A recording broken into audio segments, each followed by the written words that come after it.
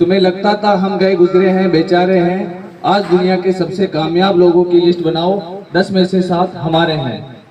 हमारी रफ्तार देखो, जब हमारे पड़ोसी चौक से स्पेस का डायग्राम बनाना सीख रहे थे, हम चांद की मिट्टी चूम के लौट आए। जब दुनिया मिशन मार्स पर करोड़ों डॉलर फूंक रही थी, हम मुट्ठी भर पैसों में मंगल घूम के लौट आए। भट्टियां कितनी भी बड़ी बना लो, हम अग्निपुत्रों के बिना आग कहां से लाओगे। जो कृष्ण की तरह तुम्हारी तरक्की का रथ हाके, वो प्रतिभा, वो दिमाग कहां से लाओगे।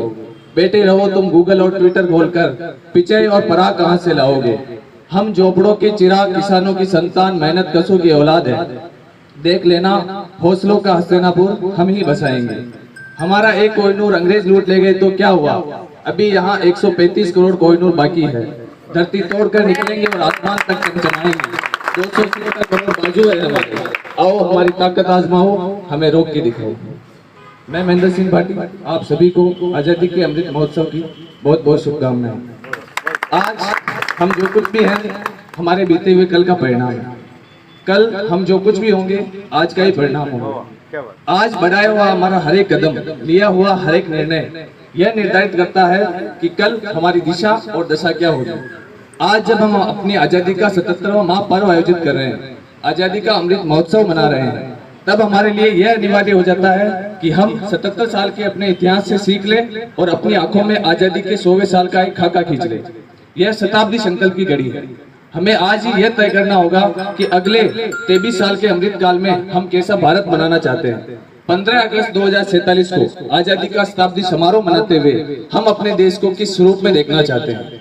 इतिहास गवाह है, अतिथि देवो भवः है और सर्वे भवन्तु सुखिनः के सिद्धांत पे चलने वाले हम भारतीयों ने कभी किसी के साथ अनावश्यक रार नहीं ठानी। लेकिन बात अगर राष्ट्रीय स्वाभिमान की हुई तो हमने कभी हार भी नहीं मानी।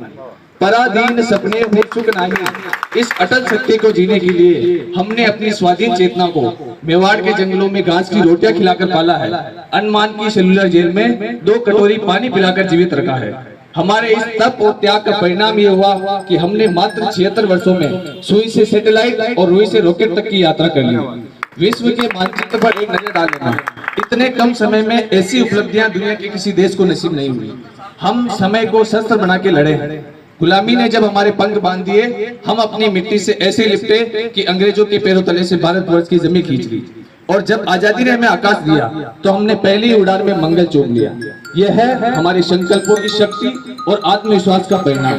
दुनिया में हम अकेले हैं जिन्होंने सीमित संसाधनों के बावजूद इन 77 साल में इतने लायक उपलब्धि अर्जित की है। हमें हमारी उपलब्धियों पर आकाश भरा अभिमान है, लेकिन ये सिर्फ हमारी आरंभिक उड़ान है। इस अमृत काल के लिए हमारा एक ही संकल्प होना चाहिए, एक ही व्रत होना चाहिए कि हम राष्ट्र हित के लिए समर्पित हो जाएं और ये सोचने के बजाय कि देश ने हमें क्या दिया, हम ये सोचें कि हमने देश को क्या दिया।